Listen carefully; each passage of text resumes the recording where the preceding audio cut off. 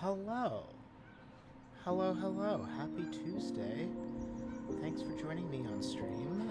My name's Lucas, and I'm the studio director here at Silverstream Media. And we're doing something different today. For a long time, I've been doing weekly streams with Devin, our audio director, on Tuesday evenings, playing Civilization and things. But we're taking a break from that, and I'm going to do some afternoon streams. Because last week on Friday, we released the demo of our upcoming game, Greenhearth Necromancer, and I wanted to show it off, run through it a bit, and then also let it run in the background while we do some co-working, because that's one of the goals of the game, is to be something that you can sort of have running in the background, check in with occasionally while you go about the rest of your day, the rest of your work. So I probably need to turn that audio down a little bit more. So that's what we're going to do. We're going to take a look at the demo to start off with, and then we're going to transition into a bit of co-working, where I'm just going to let the game run. We can watch it happen while I get some work done, and you are welcome to join me in that endeavor. But why don't we jump into the demo itself? If I have this set up, there it is. So this is Greenhearth Necromancer. Greenhearth Necromancer is a semi-idle witchy gardening sim that we've been working on for over the last year, more than a year now.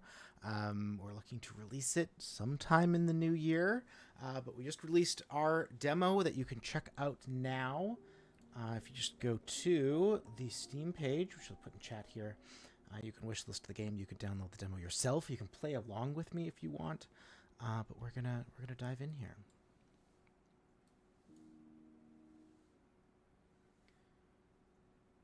Now, I am going to be playing the Steam demo, the same version that you can get on Steam right now. We have obviously a build that is further along and has a bunch of new additions that you'll be able to see in the future. But I'm going to show off what you two can play as of this moment. And do let me know if you're in chat, if the audio is okay. I have it pretty low compared to my voice, but so that you can hear my voice. So maybe we'll turn that up once we get to co-working. All right, the Greenhearth Co-op would like to extend our most heartfelt condolences on the passing of your grandmother, Rose. She was a green witch of unparalleled power and a healer of both body and spirit. She will be greatly missed. Per your grandmother's wishes, you have been approved to take immediate possession of her apartment. We look forward to welcoming you to our community. And there she is. You'd crumpled the letter and left it in your dorm when you graduated. You couldn't turn down the invitation to take over your grandmother's rent-controlled apartment. There's not a lot of work for a newly graduated necromancer, after all. Your grandmother had always been a constant in your life, taking you in every summer while your parents worked under the boughs of her beautiful garden. She tried to teach you how to listen to the plants and hear the hum of magic that connects every living thing. Your magical talents, however, lay elsewhere. You were just a teenager when you left for necromancy school. One day you thought you would make even one of the most powerful green witches in the world proud to have a necromancer for a grandchild.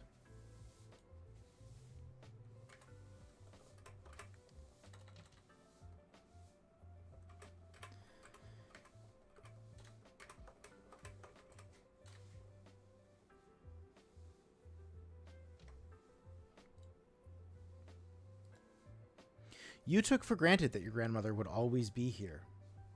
Hey, New, welcome in. Thank you for joining me. I think you've seen a lot of what I'm doing, but I'm just playing through the opening of the demo myself. Can talk a little bit about it, and then we're going to transition to some co-working as well afterwards. But we'll get things set up first.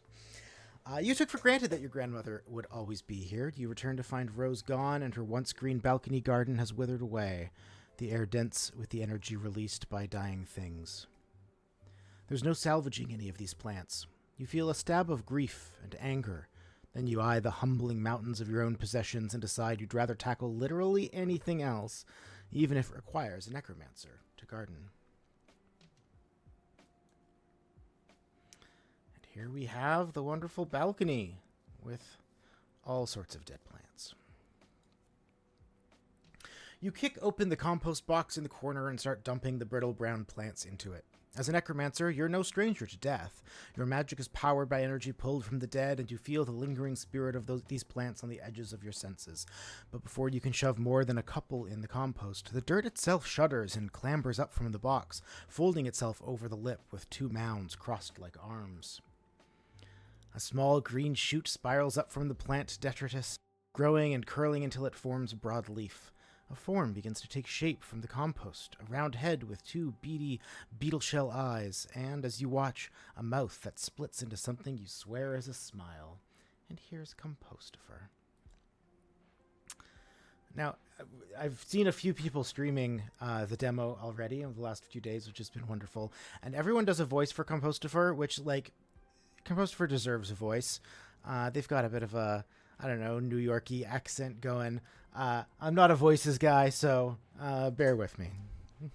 Geez, the dirt creature rasps. One of its arms brushes off some dead leaves. You take a little nap, and there goes the neighborhood. You get the strangest feeling that the dirt is looking at you. Hey, you're Rose's grandkid, aren't you? Yeah, I am, Mr. Dirtpile. Please, the compost heap exclaims. Mr. Dirtpile was my father. It pauses as if waiting for laughter. Get it? No? It's funny, you see, because I don't have a father? The pile of animated compost seems to laugh at its own joke. I'm a familiar, kid. Rose is familiar, specifically. She named me Compostifer. Its voice softens and the leaf wilts a little. I'm guessing, because you're standing here, that means that your grandmother shuffled off the mortal coil and I'm all that's left of her. Sound about right? You nod, and the creature, Compostifer, sludges back a little into the compost box, quiet. All living things eventually die. Plants, humans, even me one day. That's the way of things. It gathers itself, stretching towards you. But death isn't the end. Dead plants help the living ones. And for now, you and me are alive. Between the two of us, we can get this garden going again. Me? Oh no, I kill every plant I touch. You can't help but get the impression Compostifer is pointing a look at the remaining dead plants. You feel weirdly compelled to stand in front of them, even though you're not to blame for these ones. It loops its pseudopod-like arms back over the edge of the bin. Look, kid, I know growing things isn't your whole deal. You've got a black thumb. Things tend to die when you're around. I get that more than anyone. It tilts its head. But Rose believed you could be a great gardener one day, because you're a necromancer.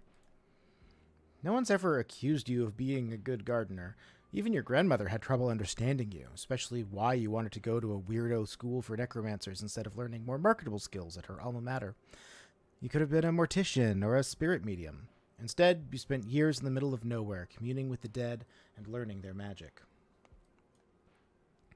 Keeping things alive was the last thing you would have learned at school. Your studies were focused more on... So here we get a choice of what kind of studies we did, which actually affects the spells that you start with. There's different schools of magic, and whichever one you pick here will be what the spells that you start with and determine what other schools you might know just a little bit of. I tend to go for the balance of life, death, and the undying. It's sort of it's perhaps the simplest, most straightforward version, but I like it. As a student of the College of Cyclical Necromancy, you learned to appreciate the equal importance of life and death. For a necromancer, this often meant presiding over death, some by your own hand, but more often, death came naturally in the harsh natural environment around your school. Being fully present for that sacred transition gave you access to its power, allowing you to temporarily tether it to another vessel and create undead.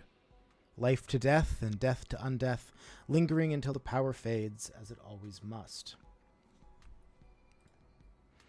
You're not a powerful green witch like your grandmother. In fact, you failed necromantic botany twice. Once on purpose, because it reminded you too much of her.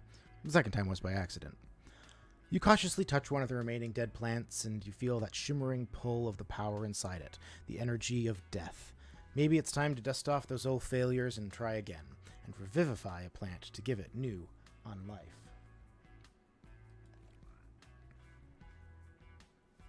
Alright, I can bring this plant back to life. Or at least undeath. We go to our spellbook. We see that we have access to the cyclical magic and cyclical revivify.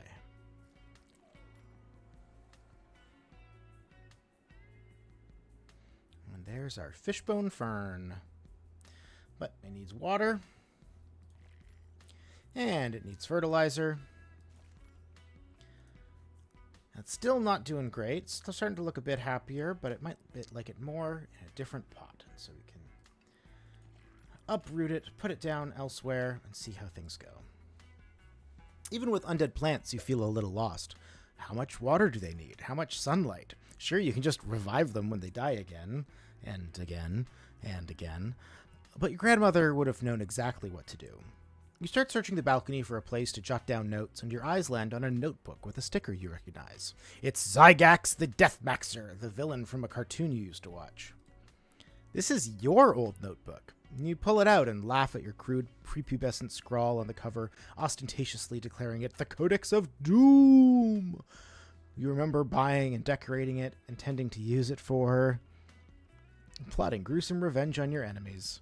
You were an intense child. The crucible of middle school wasn't kind to you, and the more you felt ostracized by your peers, the more you rejected them. The book was supposed to be your outlet for all your dark thoughts. Like most things, though, you lost interest in it after just a few entries. However, that's not what you see when you flip through its pages. The once empty book is filled with notes, written in your grandmother's tidy handwriting and decorated with whimsical stickers. Pages upon pages of notes about plants, watering schedules, growth patterns, and spell brainstorming. There's way more here than you can read in one sitting.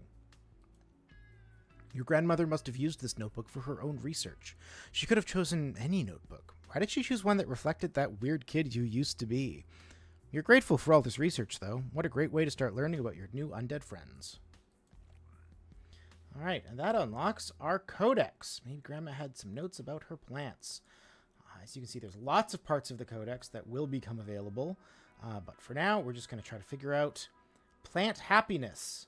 How do we determine if a plant is happy or not? All right, that done.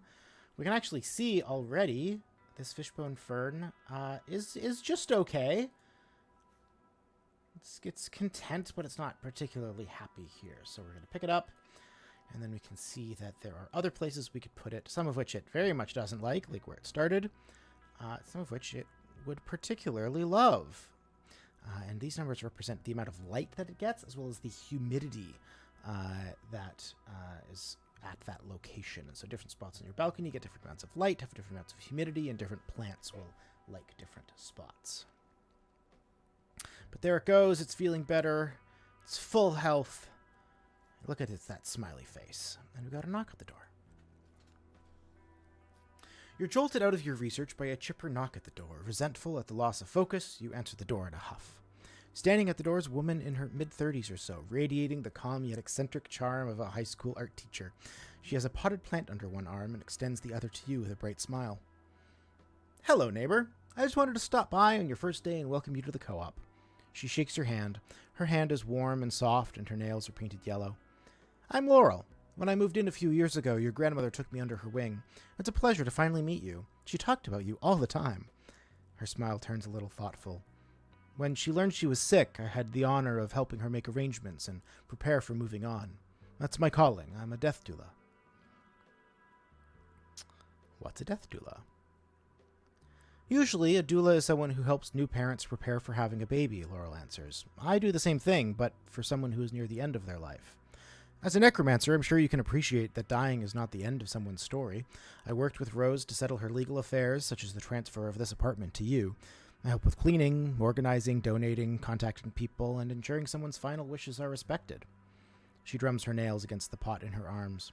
And if they want it, I help family and friends understand and come to terms with those wishes.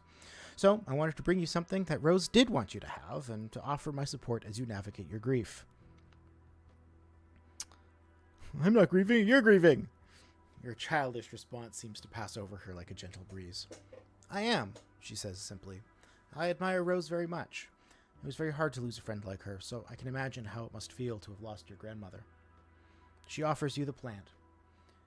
It's heavier than it looks and makes the hair on the back of your arm stand on end from proximity to the sheer potential thistling in it. She chose this one especially for you. I think it may be one of her more forgiving ones. Just try your best. That's all she wanted you to do. All right, so we have a new plant, this little leaf bale, which will be very happy over here in the corner.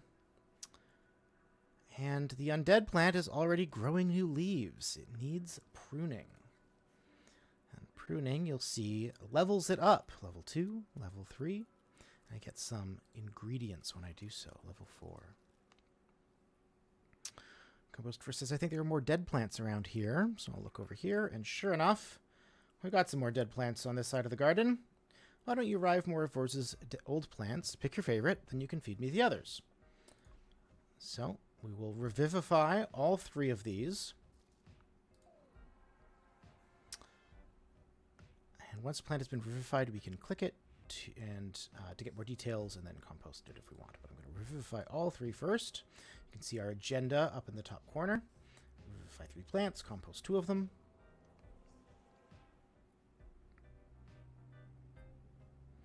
And then we can check them all out.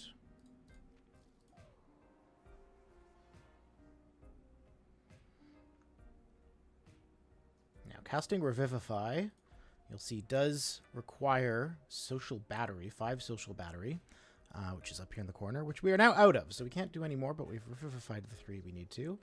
And they are our Maiden's Eye, this succulent with a little eyeball in the middle.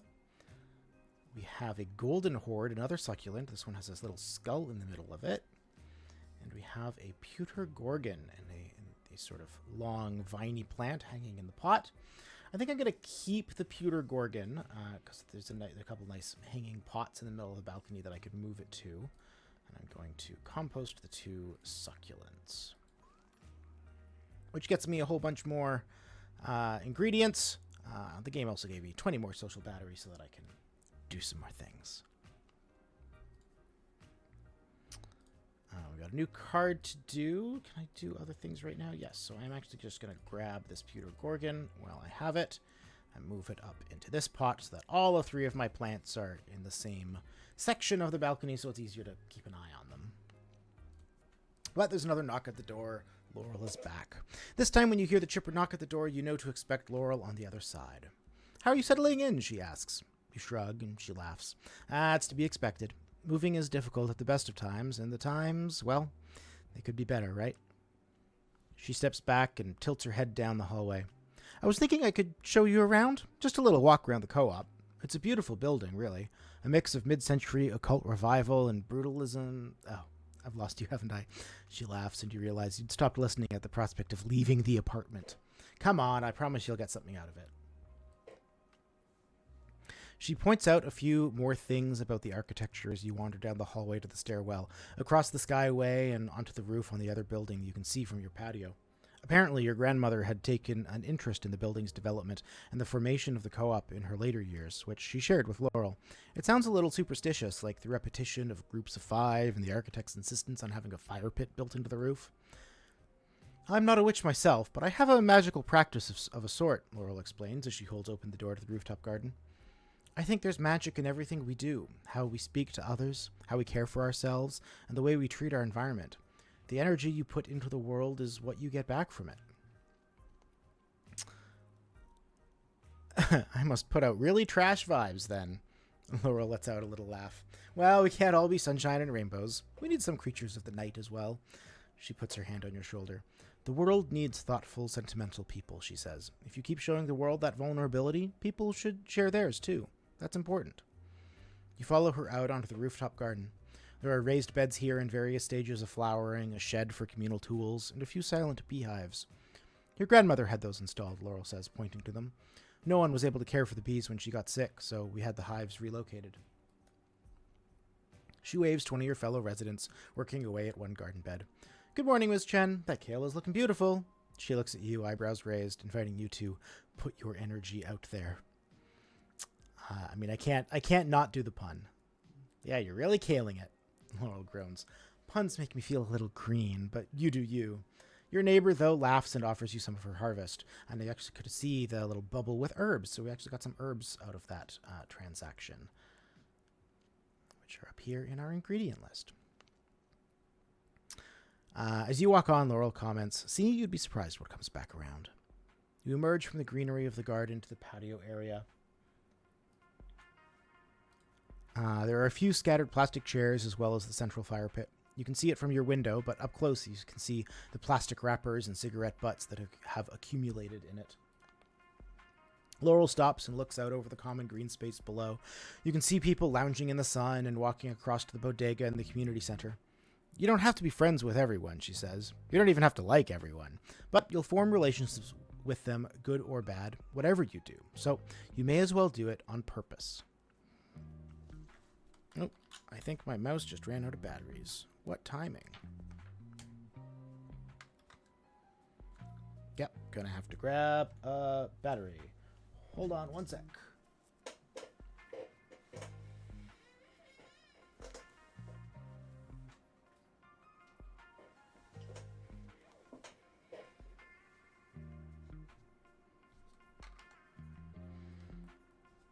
And I'm back.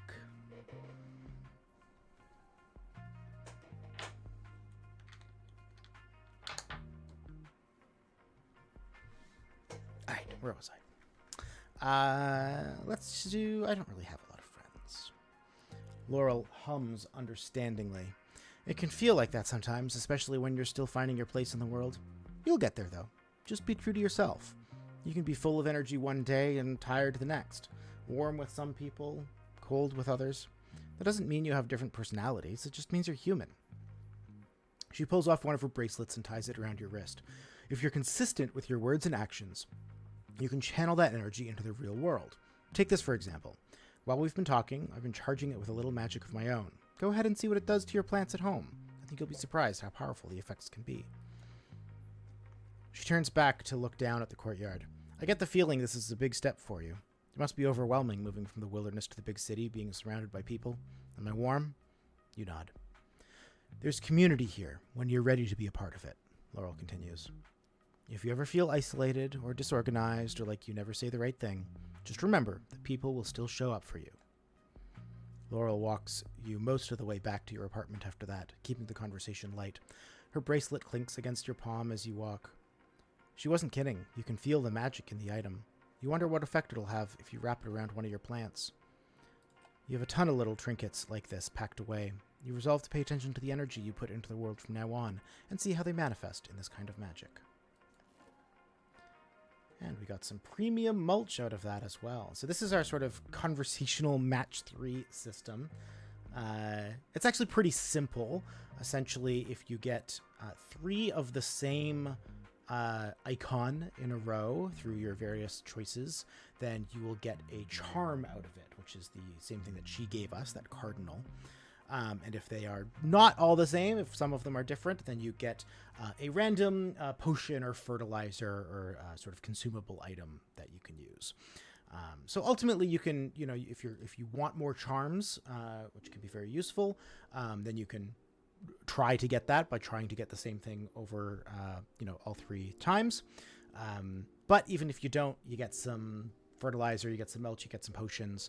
So there's really no wrong answers. We didn't want to encourage people to only make specific choices because of the symbol. If you want to make a choice because it's how you want to play your character, that's sort of more important. But also, a lot of the narrative is going to be sort of these repeated cards that you get. And so, also totally reasonable to try to pick different options, pick the options you want to get the charm that you want, things like that.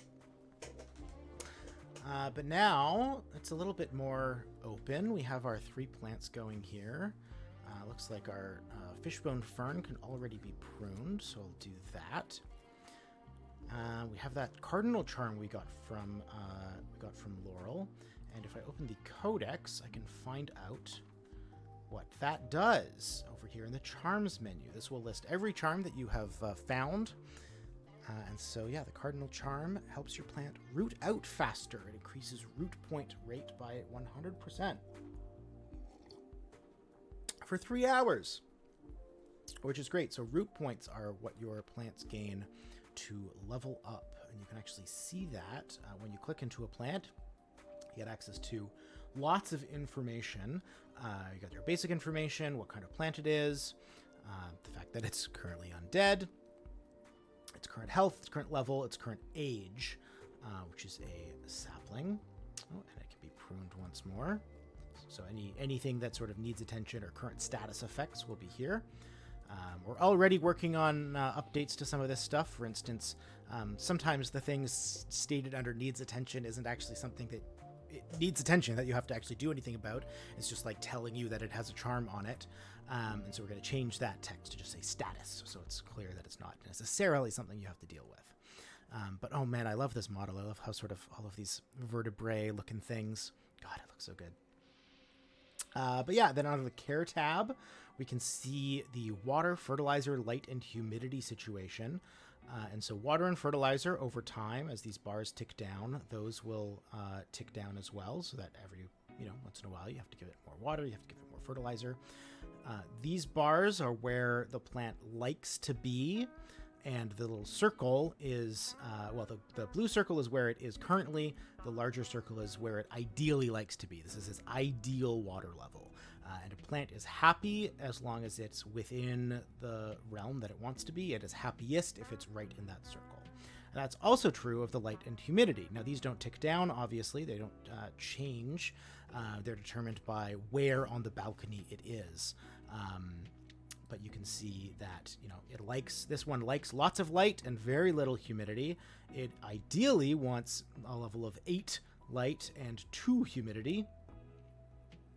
And that is exactly where it is. We made sure that there was a spot for the fishbone fern that is absolutely ideal for it. So it is extremely happy. You can actually hover over the little happiness here to see where all of its happiness is coming from.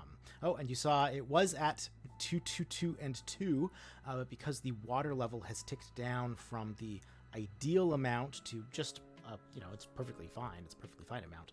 That 2 has gone down to a 1 for water, but this plant is still extremely happy. No worries there. The activity tab will show any sort of ongoing effects. And then the rewards tab will show you next time it levels up what you'll get from pruning it. It also shows you what you'll get if you compost this plant. So you can see if those are ingredients that you particularly want. And the advanced tab, this is where I was coming to, shows the root points. So this shows that, I guess it can level up again. It needed 5 root points to level up, and it now has more than 5, so it's certainly ready to level up. How quickly it gains root points, how quickly it consumes water and stuff, these can all change. The root points, if it gets unhappy, how quickly it gains root points will go down. And activity will show, any sort of ongoing effects and stuff. So if we go to here and watch the root points, and then I decide to put the cardinal charm on it, tuck that away. You can see the cardinal charm on there. You can see that the root point rate has now gotten a +1 bonus. It's now up to ×3. And so it's going to accumulate those root points faster and level up more. And then you can see here, needs attention, it has an active charm, and the activity shows the cardinal charm is equipped, and that it'll last for 3 hours. But we will prune it, get that happy. Our pewter gorgon also can be leveled up. Our little leaf bale can also be leveled up. If you look at the little leaf bale, you can see that this one is living, right? We got a living plant from Laurel to try to take care of, so it's not undead. But the pewter gorgon we revived is. But meanwhile, we also have these lots of new cards that we can play. Any sort of priority cards come in on the left-hand side, and these gold cards tend to be sort of key narrative events or these sort of heart events with our NPCs, our neighbors that you can meet. So we'll start with this little nesting event to continue the tutorial here. And Compostifer is back. You hear a groan from the compost box. The lid slides open and Compostifer's head pops out. It's hard to tell, but it looks fuller somehow, like it's just woken up from a big post-turkey dinner nap. It makes a big show of yawning and lounging against the wall of the container. Rose really knew how to grow them, it sighs. And you're no slouch either. Undead plants, who would have thought? Its soil sort of scrunches up, wincing. Feels like we got a live one, it mutters. You watch as a small green insect crawls out of the soil, then buzzes away in irritation. Did that come from me? Compostifer wonders, looking at itself. Wait, must have been one of the plants that you just fed me. Do any of your little plant friends have a pest infection? A pest infection? Oh no, sorry, Compostifer. Don't worry about it, Compostopher replies, rubbing itself against the box. It makes you feel itchy to watch. I love bugs. I'm full of them. Just not when they're pre-chewing my food, if you get me. You examine your plants, and sure enough, you spot green bugs swarming all over one of them. The plant droops like its happiness is literally being drained away. You describe them to Compostopher, who perks up. Those are aphids, it exclaims. Your grandmother knew how to deal with the little buggers. There's a book around here somewhere where she kept all her recipes. You look around the patio for the right book. You find it in one of the drawers of the gardening bench, a small binder for index cards. It looks like you should find a recipe for apple pie inside it, but on the front is written Brewer's Compendium. Is this the book you meant? Compostopher pauses in its scratching. Yeah, that's it. What does it say about pesticides? You flip through the book. It's not just pesticides, but also fertilizers and a few different kinds of potions. You're not sure if they'll work the same if they're powered by necromancy, but that doesn't mean you can't add to it. It is your family recipe book, after all. That means it's yours now. She was always scribbling in her books, Compostopher reminisces. You can't just use any old pesticide on any old pest, you know. There's poison, acid, heat. Some work better than others, and some don't work at all. And there's fungi and diseases to deal with, too. Well, I hope this works. You got this, Compostopher encourages. You look up aphids in your grandmother's journal. Written beside a crudely drawn swarm of green dots are her notes, including how best to get rid of them. Horticultural vinegar, apparently. Whatever that is. Luckily, you can cross-reference with the recipe book. It looks like it'll take a little while to brew. You should get started now and just hope that the infestation doesn't spread. Alright, well, and I picked all 3 unbinding tokens, and so I got a Blepcat charm, which is adorable. So I'll have to look up what that does as well. But first, you've got aphids. You can see them here. They have 10 hit points. Oh, we can see them buzzing around. Don't like that. And so we're going to open up our recipe book and brew some horticultural vinegar. That'll take 5 minutes, so we can do some other stuff in the meantime, including find out what this Blepcat does. Charms. Blepcat charm. Casts a calming shadow on all plants in this section. So it decreases light level by 1 on all plants in the target section for 3 hours, but increases happiness by 1 on all plants in the section. So it decreases light on everyone, which will take these 2 out of their preferred light. This one as well. They're all actually in perfect light right now, so I don't want to do that. But even if I did, it also increases happiness on everyone, so it wouldn't actually make them any less happy than they are now. If there were other plants that were in spots that were slightly too bright for them, then this could help fix that problem and give them bonus happiness for a little while.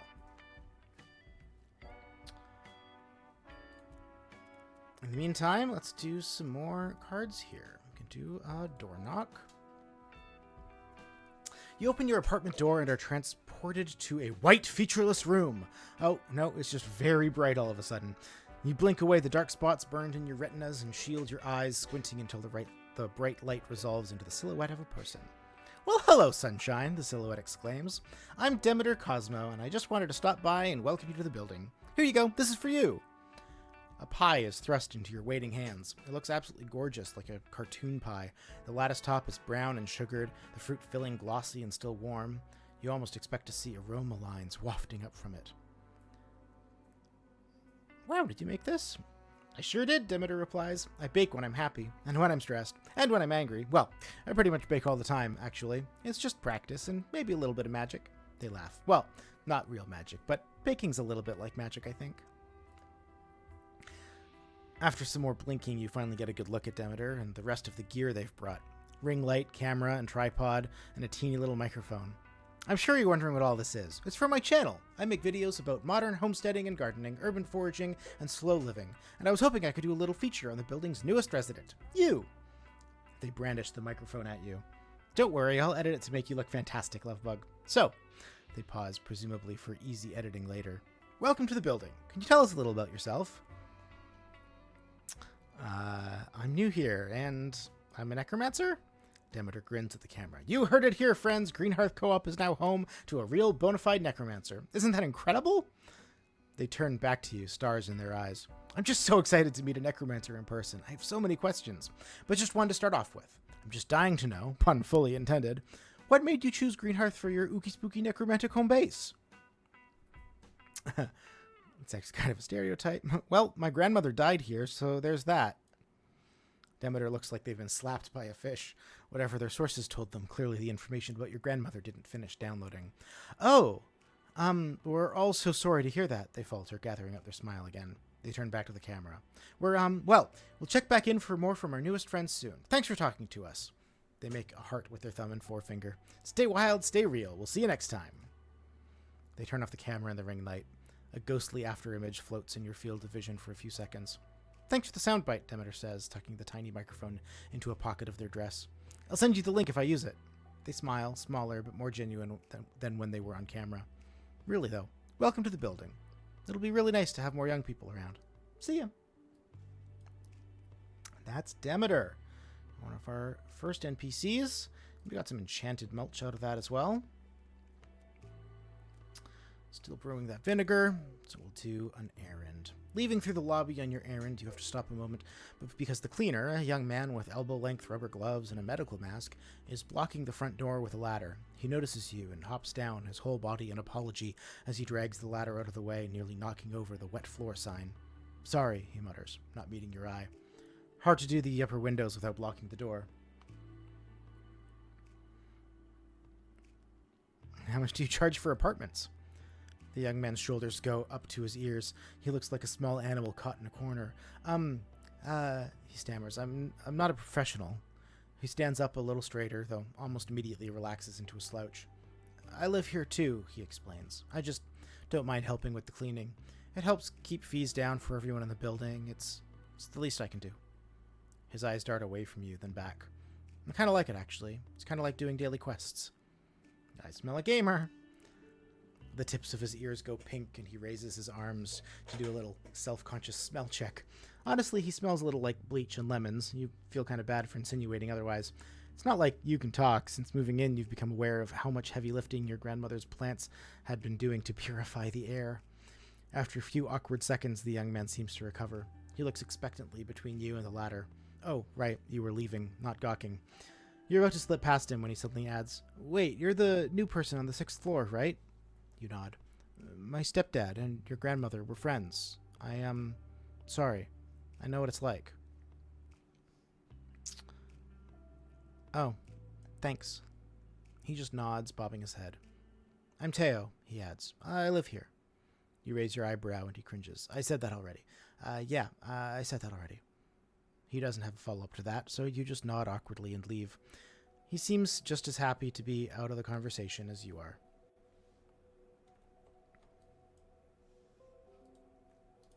You hear the ladder squeaking back into place as you walk down the steps into the sunshine. What a weird person. Who likes cleaning? And we got some death draft, which can instantly kill our plants if we want, which we don't at the moment, but that's okay. Good to have around. We can prune some plants in the meantime. You're all still good. Before I do any more narrative events, I'm going to just look around. So there's no more plants over here because I moved them all. But we do, on this side of the balcony, have a dead sun sprite. And I have enough social battery that I can revivify that, so I'm going to. Oh, and also now that the game has opened up a little bit more, we have access to more of our spells. So in the cyclical school, which was our specialty, we have access to something called Withering Surge, which will increase root points by 10 on a target in exchange for them losing 3 hit points. So that's a way we can quickly level a plant up. Oh, and we got some blooms on our fern as well, which we'll go check out in a sec. We also have Circle of Effigies, channel latent growth energy from dead plants to bring joy to the plants in the section.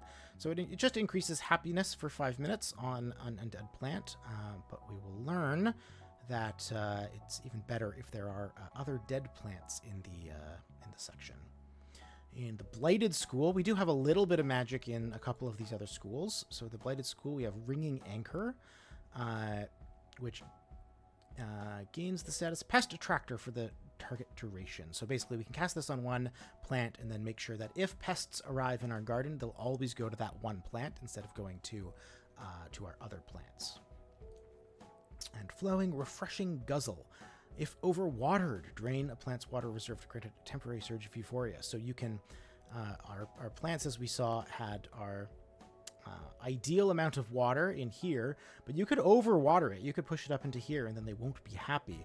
But if you do that, and you have Refreshing Guzzle, then you can cast Refreshing Guzzle on the plant. It'll instantly bring that water level down so that it's more where it wants to be, and give it a bunch of happiness at the same time. So maybe you want to overwater them on purpose, just so that you can cast that spell. But we were over here because we were going to revivify this Sun Sprite, one of my favorite plants, features in our new trailer for the demo. This sort of smiling vampire-like one. Sort of got a bit of a Zubat smile to it. I'm going to pick that up, and I'm also going to try to bring it over here. Yes, because it'll be happy here. It'll be... Okay, so it's... It likes the humidity level. It might not like the light level. We can see... Oh, yeah, there's... We don't know what light level it wants. We'll have to research that information. But when we hover over here, we can see that it likes how much water it has. It likes how much fertilizer. It likes how much humidity it has. It is getting a -2. So this is definitely outside of its light preference. But the other things are good enough that it's still happy enough here. So we can keep it here. We're just going to have to keep an eye on it. Also got some blooms on our Pewter Gorgon, but we're not going to be able to do anything with those blooms just quite yet. 43 more seconds for our vinegar. So this is our task list. It shows what's currently happening, and we can queue up a few things. This is our goals list. It tells us what we're currently working towards. This is notifications, which currently don't do anything in the demo. But we have built that system out such that when things happen in the game, especially if you're, if you're not paying attention, if you're doing other stuff, then there's a list of notifications to look at when you get back to see what you missed.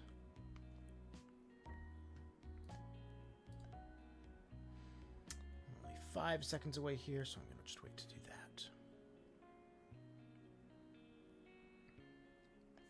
And there it is. We see it up in our items inventory here. We have completed the brew horticultural vinegar thing, and so I'm going to use it to kill these aphids. And they're gone. No more aphids. We have some blooms on this plant, and we have a new gold card that has slotted itself in here with that key symbol on it. Shows that this is a key event and main narrative event, so I'm going to play that right now. The soft blue glow of a spirit bloom radiates from one of your plants, a necromantic beacon you can feel pulling gently on your senses. It's so incredible. Not only can you revive plants, but they can thrive. You're admiring it when you start to hear a buzzing noise, quiet at first, but steadily growing. And there they are. You don't see a lot of bees in the city, so you startle as one appears right in front of you. And then another and another, not flying in, but phasing in. They glow a ghostly blue, the same as the bloom. You watch them bumble sightlessly towards the bloom, mostly unaware of you, except for one that breaks from the others and lands on your hand. It's larger than a normal bee, but so light you only feel it as a stirring of air against the tiny hairs on the back of your hand. Hello, friend! It buzzes its wings once in acknowledgement, but doesn't reply, obviously. You find yourself looking into its fathomless compound eyes. You try to tear your gaze away, you feel compelled to keep looking at it, like you're falling into a trance. You screw your eyes shut and shake your head, but when you open them again, you're back in your dorm room at school. Not remembering, you're there. You can feel the dry air on your skin, smell the mildewy smell of a semester of laundry. The bee is gone. You're holding your phone to your ear. Your heart leaps into your throat as you hear your grandmother's voice.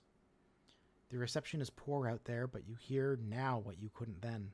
The weakness in her voice, the way it takes her an extra beat to breathe in before she speaks. Don't worry, she told you, is telling you now again. The doctor said I'm doing very well. Just hold on until I get home this time. Your grandmother keeps talking like she can't hear you. That makes sense. This is just a memory after all. No matter how many times you play it over in your head, and you have, you'll never be able to change that you took her at her word. You stayed. You never got to say goodbye. She took that chance from you by hiding how sick she was, and For what?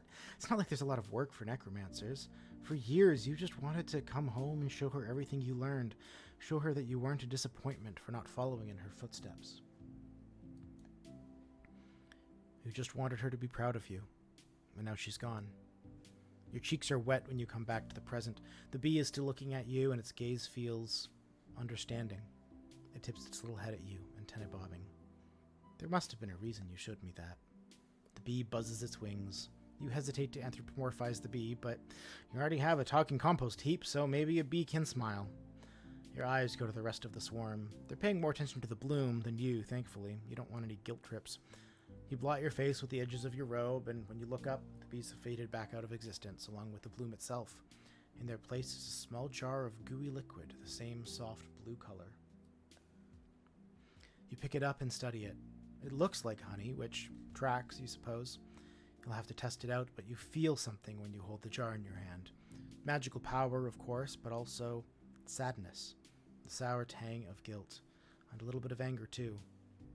It's weirdly satisfying to be holding in your hand instead of just your heart. It's a lovely little scene. Yes, hearts, new hearts in chat. And here they come. Here they come to gather some blooms. We only get into it a little in the demo, but there's lots more narrative in the full game that gets more and more into your relationship with your grandmother, what she wanted from you, what you wanted from her, what it's like living in her shadow, growing this balcony, meeting the people in your co-op, and learning more about magic and these bees and their little psychic memories and things. So very excited to ultimately get all of that into your hands too next year. But in the meantime, just this little teaser. Now those bees came, they brought us some honey, which we can find in our ingredients here. 2 honey per plant that was blooming, and we had 2 blooming there, which was nice. But when they do harvest the blooms and give you honey, it does hurt your plants. It doesn't always kill them outright, but in this case it did kill the plants by harvesting them. Now, luckily, of course, we can just bring them back. Though, actually, I only have 6 social battery, and I'm going to need 10 to get both of them. So I'm going to just quickly do one of these little nesting cards, because playing a nesting card, which sort of represents hanging out at home by yourself, doing your home things, is a way to get your social battery back, naturally. So we're going to play this card, we get our social battery back. Your soul withers in restless want of something, like an animal ranging across the great plains, looking not for a particular place, but compelled ever onwards by the base need for more than what it knows. In other words, you need to buy yourself a little treat, or you're going to throw a very unmajestic tantrum.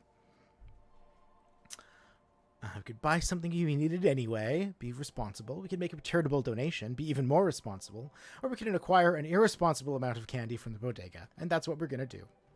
It's a short dash across the common green space to the bodega. You're in and out like a meteor, barely looking at what you're buying. It's the act of getting a treat that's important, not the content of the treat itself. When you get back, you post up on the couch and watch reruns of old game shows while stuffing candy into your mouth. You're an adult now. You can do this, just do this whenever you want. All right, so that got us our social battery back. I wanted to see if I click up here, because we actually have... we've built out this neighborhood, and you can kind of see a couple of things going on, which is just before this this bit comes up, right in this corner, you can see sort of this turquoise roof here. That is the bodega. And then we have a community center over here, and over on this side, this is the rooftop patio that Laurel took you to. You can see some sort of gardening plots, some benches, and over in this far corner is the fire pit that it mentions. Okay, now that we have social battery, though, we can go ahead and revivify these 2 plants that died, get them going again.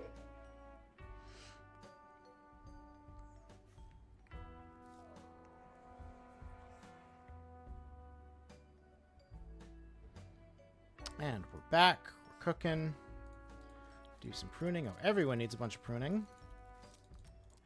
So we need water. No, you're good, you're good, you're good.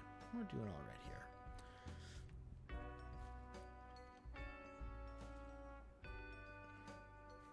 All right, I'm going to do one more of these key events. Again, these are sort of the main tutorial and story events. This is our thanks for playing the demo message. Congratulations on your first honey. You're well on your way to becoming the best. Okay, only Necromancer Gardener in the co-op. As it says, Greenhearth Necromancer is meant to be played over long periods of time. Plants take time to grow after all, so feel free to step away from the game, leaving it running while you go about your daily work and enjoy the tunes and city ambience. It gives you a few tips. And please wish list and follow on Steam. Download the demo now. You can do all of that. There's a little thanks for playing message, but of course we can continue playing, which we are going to do here. So that's a hard event, so that'll be another introduction to an NPC. We got a couple other little random ones here. But that takes us to sort of the end of the primary tutorialization of the demo. There's definitely more story bits, these characters and stuff that you can unlock. Some of those can give you more plants. You can also get a little living seedling by discarding a nesting card, which I think I'll do right now. Oh, it's another pewter gorgon, but a living one this time. They don't like that pot. Maybe, yeah, they like being over here. So I'll put this living pewter gorgon in here. Put that away. Put that away. There's nothing else over here. So now we're just going to kind of let things vibe for a bit. Actually, I'm going to check out here our codex for a couple reasons. First, we have this Ritual of Personality, which we can do. This will happen instantly, and this tells us what personality quirks our plants have. And actually, as you can see here, it opened up the quirks menu in the codex. So every plant, once it reaches the sapling age, so the little seedling won't have one, but our saplings will, has a quirk, and we know what that is now. This one is called Super Root, which means this plant's roots grow aggressively. So it's going to gain, it automatically gets XP faster, its root points faster. And you can actually, we could see that, right? Because we saw this even before I put the charm on. This was at a ×2 root point rate above the ×1. We couldn't see why before we understood quirks. It was all just question marks. But now we see that that +1 is coming from the Super Root quirk. This pewter gorgon, also a sapling. It has the healing quirk. This plant emits a healing aura. And so it's presumably going to regain its HP faster if it is hurt. So that's also very useful. Our sunsprite is also a sapling. It is a moisture trap, or a moisture something. What is that? What's the quirk called here? Moisture tolerant. So we know that this increases the maximum humidity tolerance and decreases the minimum humidity tolerance. All right, so that's why... Oh, it'll like this huge range of humidity it will be perfectly happy in because it has this moisture tolerance. So that's very useful as well. In our recipe book, we can see what some of these special fertilizers do. We can't make enchanted mulch or pre-made mulch, but we can get it from our match 3 thing and find out that mulch prevents moisture and nutrient loss while gently fertilizing your plant. So it gives 1 fertilizer. Basic fertilizer gives 2 fertilizer. It only gives 1 fertilizer, but it decreases the rate of water and fertilizer consumption, so it'll last longer. It'll give an effect to the plant that it doesn't need to be cared for as much. And then enchanted mulch doesn't actually give any fertilizer, but it sets the water level. Oh, because it automatically sets the fertilizer level to exactly what the plant wants. Same with water, and it'll do so every 5 minutes for 3 hours, which means you can put this enchanted mulch on a plant and then just not worry about it for 3 hours. It'll always have everything it needs. So that's very cool. Down in the potions section, we got this death draft, which just automatically kills a plant. Which, you know what? I think I'm going to do... I'm going to use that death draft that we have on this pewter gorgon that we got from the nesting event. Because I want it to be undead. Because an undead plant will eventually bloom, but a living plant doesn't. And I want to get some blooms going here. So that brings it back. It's a little hurt still, but it'll heal over time. Oh, we can see that a bunch of our plants need water now, all 3 of these, so we can go ahead and water those. What else? Oh, I was going to look back to the codex. So we learned about quirks. We also have other rituals that we can do to learn things. Ritual of codices, reveal the basic relationships between your plants and magic. This one again will happen immediately, so I'll do that. That unlocks schools of magic. So this shows you that there are actually 5 schools of magic. We only have access to 3, but we can use our ingredients to do these little rituals to unlock more schools of magic. The revealing school and the esoteric school. And here in the schools that we do know, we see this sort of 8 out of 25. Once you cast a bunch of spells from that school, then you'll get the ability to unlock more spells from that school. And in the case of the Flowing and Bladed school, we only know 1 spell of each of those, but we can again do some rituals to unlock more. Now, all of these rituals require particular ingredient called ectoplasm, and the only way to get ectoplasm is by composting a plant. So we have a bit because we composted those plants early on in the game, but there's a reason to need to sometimes compost plants. You can't just keep everything around forever because you're going to need to get these ingredients. We can also look at our contagions and learn about aphids and why they are weak against vinegar. What else here? Ritual of augmentation. That'll tell us how to augment spells. Every spell can get an augmentation, which increases the potency of the spell if certain conditions are met. But we can't do that one because that actually requires ghost blooms. So I'm going to need to wait for my plants to bloom again. And then instead of having the bees come to give me honey, I can use the pruning shears to prune those blooms and then use them as ingredients in their own right. Same with brewing basic batches. So if I have 5 ghost blooms, I can learn how to brew some more potions. And all sorts of stuff like that. There's a list of the charms that we've seen. There's a glossary of general statuses and all of that kind of stuff, so you can better understand what's going on with your plants. But like I said, we're sort of through that opening narration. I've been going for an hour here already. So we're gonna just go to do some co-working together. I'm just gonna let this game run, let my plants do their thing, level up over time, maybe get some blooms. And so because I'm gonna step away for a bit, I'll be here on camera. We're gonna step away from the game a bit. I'm gonna do a couple things to set up for that, right? I know I'm gonna be stepping away. These things all take time to do.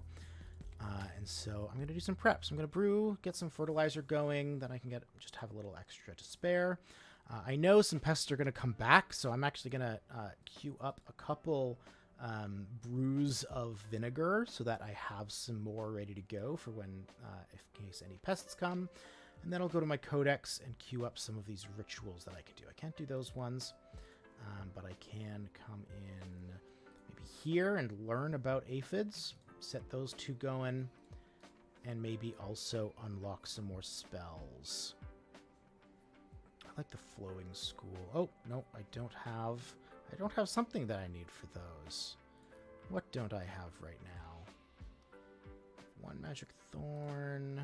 I have 3 herbs. Oh, did I use all my ectoplasm? Oh, no, I should have enough to do that. Oh, maybe can I? No. Oh, maybe I need to cast more spells first. Maybe I can't unlock those yet. Yes, because here I can do the blighted ones, it looks like. So I'm going to...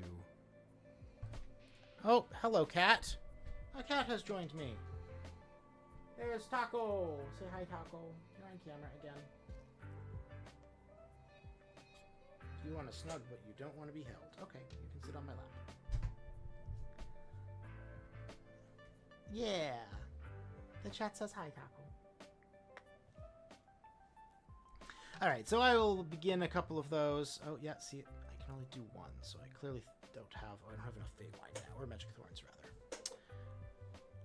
But I'll get those going. I'll set this aside. I'll check on my plants, and actually, I can go in and not just make sure that they don't need water, but I can actually go in and set their water. Oh, got some blooms. Perfect. Prune those. Set those aside for later. I can actually go in and see. Okay, now I got you to max water that you'll like. If I water you, you'll be overwatered. But I can water you some more. And you'll be overwatered. So I'll leave you guys there. Nobody needs fertilizer yet, so I'm going to hold on to that special magical fertilizer, the mulch. But we're just gonna sort of set this aside. So I'm going to, if I minimize that, will that stay on screen? Yes. So we're just gonna let that chill. I'm gonna turn up the. Oh, actually, one last thing I wanted to do. Go to the vibes menu.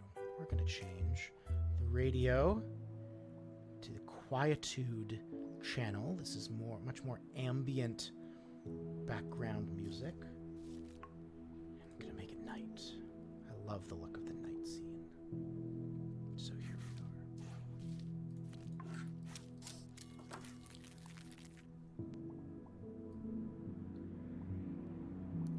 So I'm just gonna let the game run for a bit, let things happen, while I transition to doing a little bit of work.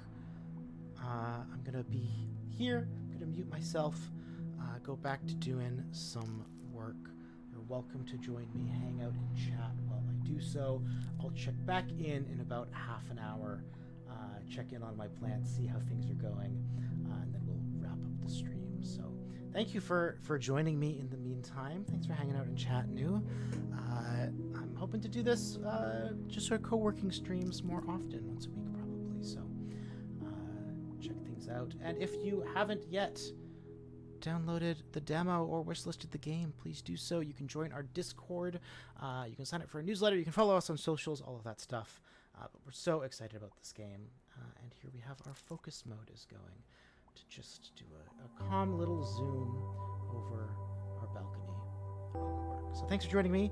I'll be around but working, and we'll chat again in about half an hour.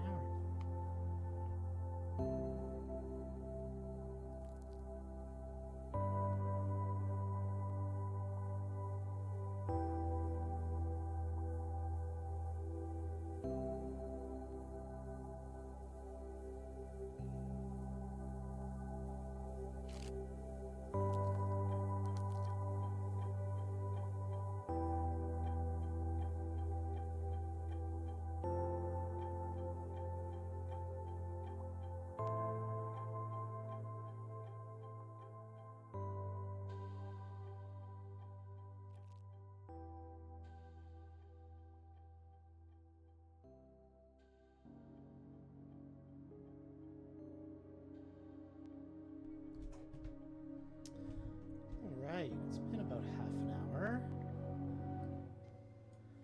Let's check in on the garden, and then we'll wrap up for the day. How are things going? Alright, so nothing has died, so that's good. We'll do a quick check of various needs. So obviously, yeah, everything needs water.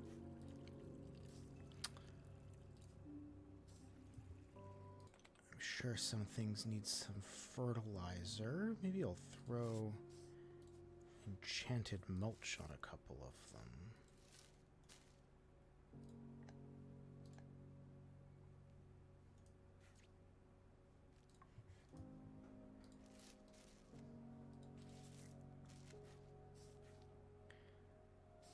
We also have quite, well, all of the every single one of my plants is infested with pests of some kind.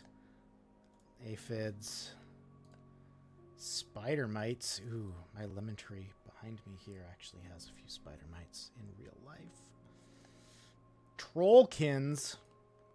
That's some kind of magic bullshit. Aphids. Aphids, alright. Well, we know vinegar will nuke the aphids. Nuked the spider mites too. How about these trollkins? Oh, only 5 damage per vinegar, so we gotta use 4 of them to clear it out. But that's why I brewed all that extra. I'm gonna queue up some more of those just in case so I don't forget for later. Then we can prune some of these guys. Look at all those level ups. How many blooms do I have? Just 4. So I am going to prune these blooms, get more blooms into my inventory so I have them for future rituals. And look at that. So half an hour later, everyone needed some attention, but no one was dead. Took a little damage, but they're all happy now. So as you can see, we can certainly step away long enough to do some stuff, check in every half hour or so. And realistically, I could have left them longer. Some of them might have died, but I can always bring them back. And we're constantly tuning the how all of that is going to work in the final game when we release, how often pests arrive, how often things bloom, how often things need water, all of that kind of stuff. Again, there's also, there's various magic and things that can help with that. There are ways to, like some of these new spells that I can get. Water burb, which will just keep plants watered for a time, things like that. So there are ways that you can mitigate that, especially if you're planning to step away for a longer period of time. And just lots of things to do. I'm sure we have lots of cards to do as well, which I'm not going to do right now, but we'll have lots of things to go through next time. And still some things on the agenda happening. So, all fun stuff, new people to meet. Once some time has passed, after like 24 hours have passed since you started the game, you'll also get access to the bees coming back, and you'll get access to the market, which is a way that you can exchange ingredients for community favor and community favor for ingredients and new recipes and all sorts of stuff like that. So maybe we'll get into that next time. But for now, we're going to wrap up the stream there. Thank you to the folks who came and hung out with me for that co-working and for checking out the full demo. The video on demand will be available for the next week. If you want to check out my walkthrough of the demo, we'll put pieces of it up on socials and stuff as well, maybe. Yeah, thanks for hanging out, New. Good to see you in chat. Good to see you around the Discord as well. If you haven't yet, folks, you can wishlist the game. You can download the demo and play it yourself. You can join us on Discord. Tell us what you think of the demo. Tell us what you want to see in the full game. We still have a bit of development left to go, and we are taking your suggestions. There's been lots of great comments already about various things, some of which we were already working on solutions for, some of which are just good to know what folks' experiences are like, so that we can make this game the best we can make it. So do join us there. I'm planning, my current plan is to generally do a co-working stream once a week here, probably mostly around this time, though next week I'm busy during this time period, so maybe I'll do it on Wednesday. We'll have to see. Regardless, give us a follow here on Twitch if you haven't yet, and then you'll be notified when we go live. We also post the notifications of going live in the Discord, so join us there as well, and I'll see you next time. We'll continue to play through the demo. I'm going to try to get get the Fishbone Fern to level 50. There's Steam achievements that you can get if you get the demo yourself, so all sorts of stuff that we can check out, get some new plants going, etc. Have a lovely afternoon, everyone. Thank you for joining me. And keep an eye out for what other streams we might be doing here on the Silverstream channel as well. Colin has been doing some streams. Sometimes Clara sometimes does a Friday music stream. It's always up a little up in the air. So again, give us a follow here and you'll get those notifications. Otherwise, see you next week. Have a lovely evening, everyone.